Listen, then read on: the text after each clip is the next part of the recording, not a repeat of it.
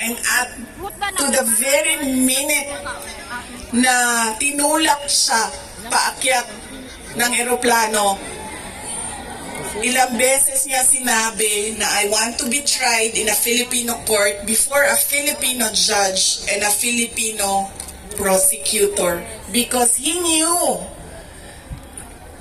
that number one, wala talagang basihan yung kaso. 43 counts of murder ang sinasabi nila na thousands. Totoo yan, ma'am. Kaya minsan naisip ko, naging kaso lang ba ito dahil sinusulat sa media na thousands ang namatay? I do not even understand paano naging crimes against humanity ang 43 counts of murder na ngayon ay lumalabas. Hindi naman ata totoo lahat yung mga witnesses at yung mga complainants. But that is a thing for the courts and the lawyers to discuss inside. Ano bang pwede nating gawin? Ang pwede nating gawin ay i-demand na ipauwi or i-uwi nila si Pangulong Duterte. Bring him home! Bring him home! Bring him home! Bring him home! Bring him home! Bring him home! Dahil yun din ang gusto niya. Araw-araw na nandun ako, sa mga araw na nandoon ako, isa yan sa paulit-ulit niyang sinasabi, kailan mo ako mapalabas dito dahil darating ang eleksyon, mag-mayor pa ako ng syudad ng Davao. Bring him home! Bring him home! Bring him home! Bring him home! At yun ang gusto niya. Gusto niyang umuwi. Sinabi ko din sa kanya yon pa. Sabi ko, yung kagustuhan mo na umuwi, yan din yung katapusan ng buhay mo. Magiging Ninoy Aquino Jr. ka. At sinabi niya sa akin, sabi niya, kung ganyan ang kapalaran ko, then so be it. Basta lang mauwi ako sa Pilipinas. Kaya meron man ako worry para sa kanyang safety and security, pero lagi niyang inuulit-ulit talaga, ibalik niyo ako sa Pilipinas. Bring him home! Bring him home! Bring him home! Bring him home! Nagtatanong marami, ano bang pwede magawa? Huwag natin tigilan ang panawagan sa gobyerno natin sa Pilipinas at sa lahat ng gobyerno na nakikinig at dito sa ICC na ipaalam sa kanila na mali ang ginawa kay Pangulong Rodrigo Duterte. At paano ba itama yun? Ibalik nyo lang siya sa Pilipinas. Ituloy nyo lang yung kaso, walang problema. Ibalik nyo lang siya. Bring him home! Bring him home! Bring him home! Bring him home! Okay naman sa init. Ako dili. Kaya nga no, sunburn ang katungaan niya, ang katunga dili. Kaya okay lang. Payong! Hindi okay lang, okay lang. Binuangan lang tamo. Naka-ready ang sunblock din, doble. Doble. Okay lang, sir. Kaya di nila makita na ako ang mata kung magkalok ka. Oo. Okay? Kung sa babay, ano pa ang pwede nating gawin?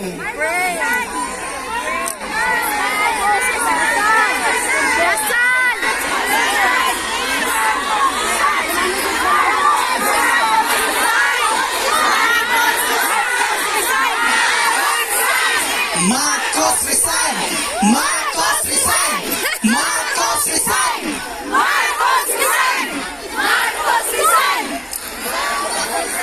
Kayo nagsabi niyan, hindi ako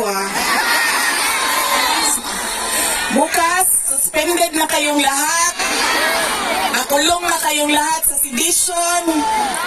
At kayo, hindi na kayo makakauwi dahil kinulong na kayo dyan sa... Okay lang.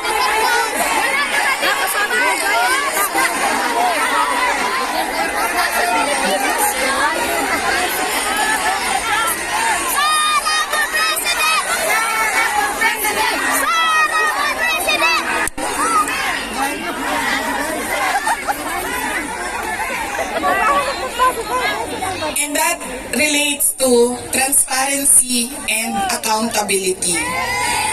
Alam nyo kasi, ang pagiging Pangulo, dapat nasa tamang pag-iisip ka. Kapag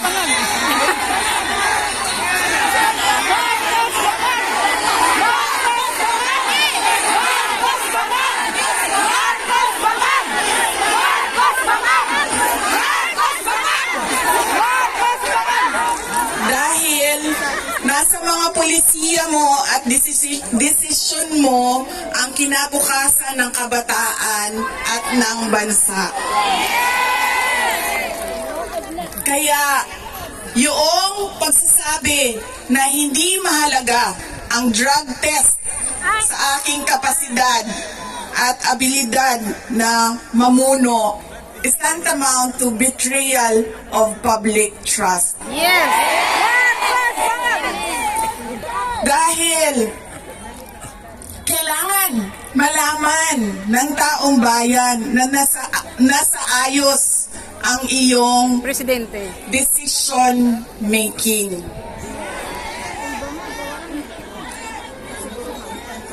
Kaya hindi lang naman natin pwede sabihin Marcos resign. Bakit ba kailangan resign? Dahil hindi mo pinapakita sa taong bayan na maayos kang mag-isip at kaya mo ang mamuno.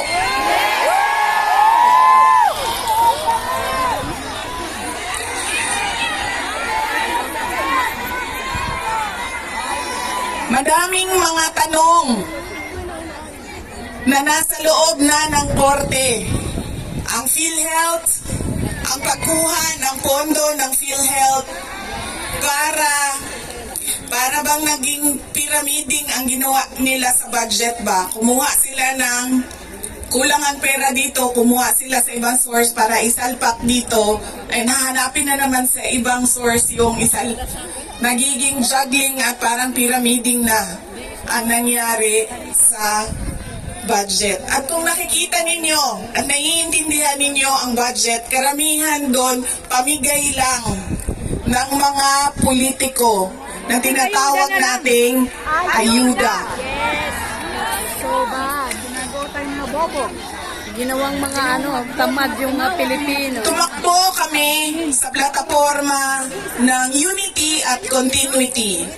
Continuity, kasali na doon ang big ticket projects o mga build projects ni Pangulong Duterte.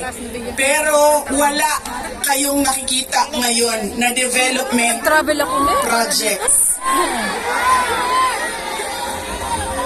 Dahil lahat yon ay nakatago sa mga proyekto na pamigay o nandoon lang sa bulsa ng kontraktor at ng politiko na gumawa kuno ng project.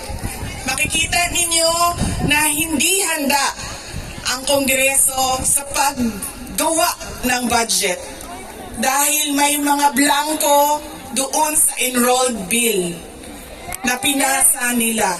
Ibig sabihin, walang nag-iisip at hindi pinag-isipan paano ba natin gamitin ang pera ng gobyerno na makita natin na merong kapayapaan at kalambuan, Halika na. Uwi na tayo. kauswagan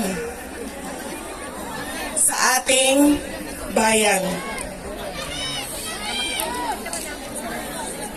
Noong ako ay tinanong noon bakit ako nag-resign sa Department of Education. Sabi ko, una-una personal yon. Meron kaming personal na hindi ko gusto na ginawa niya sa akin. Pangalawa, dahil sa loob ng Department of Education. Sinabi ko na itong noon, personal ko to na experience.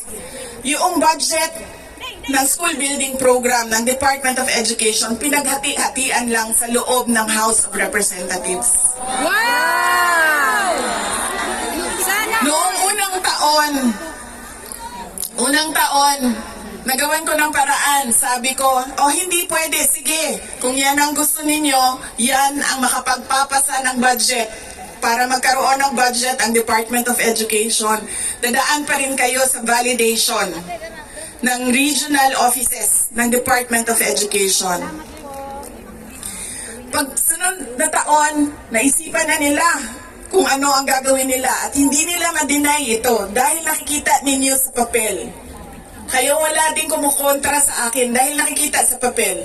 Ang ginawa nila, gumawa sila ng sarili nilang listahan.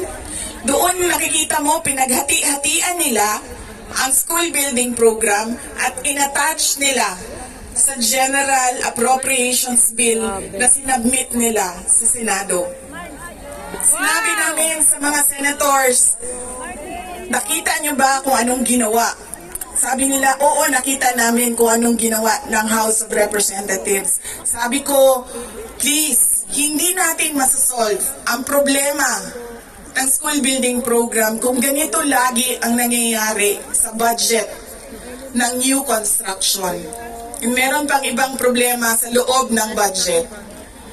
Sinubukan ng mga senators na tanungin, pasagutin, sumasagot, yes, pero pagdating sa BICAM, anong nangyari?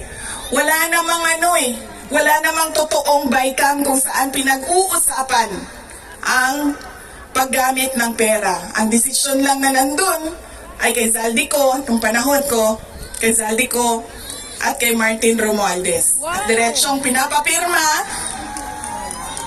sa malamang tao na hindi nagbasa o hindi binasa ang buong budget. Kaya walang nakakita o hindi nila nakita dahil hindi naman binasa na may blanco doon at pwedeng lagyan ng kahit anong amount yung mga blanco sa budget. Madaming katanungan, madami ang problema ng bayan. Kaya lagi ko sinasabi, hindi kami ang problema ng bayan.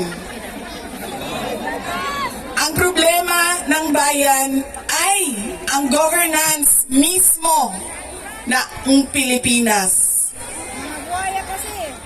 Yan ang problema ng bayan. At dahil may problema sa gobyerno, ay tuloy-tuloy ang kahirapan